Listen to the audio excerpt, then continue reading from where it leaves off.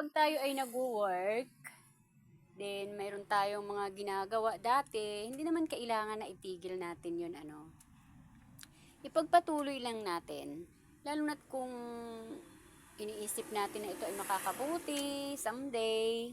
So, tuloy-tuloy lang, hindi porket nagtatrabaho ka, ititigil mo na yung mga pansarili mong, mga pansarili mong ginagawa. Tuloy pa rin.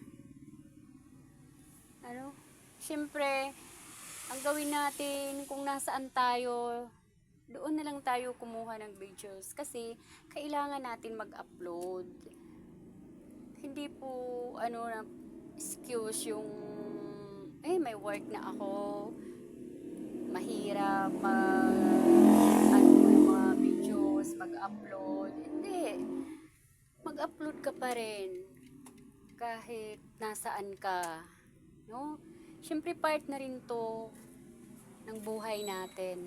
Dito tayo masaya sa ginagawa natin.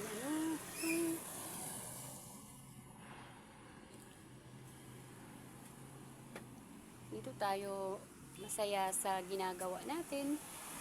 So, tuloy lang, tuloy lang. Malay natin someday, magbunga yung mga natin, pag mga effort, kumbaga, yung ginagawa natin na para sa ikakabuti natin. So, tuloy lang, tuloy. Huwag natin itigil ang mundo. Yun lamang po, kasi yung iba pag,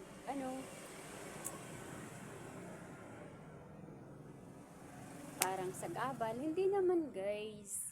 Kasi habang nag-work tayo, pwede naman tayo kumuha ng videos pag nagwawalis, pagpag. So, habang wala pang customer, kuha muna tayo ng videos.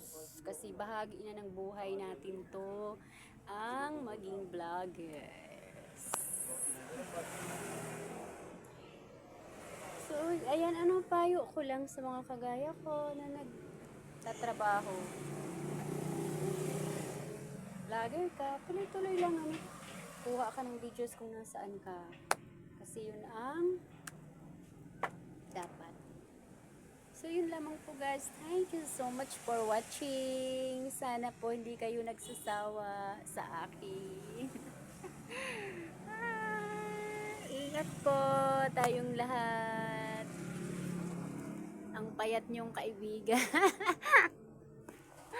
Actually, may tinatry na akong mga vitamins. No? Pero, so, thank you so much, guys. See you again sa susunod kong mga videos. God bless po sa ating lahat. Bye-bye!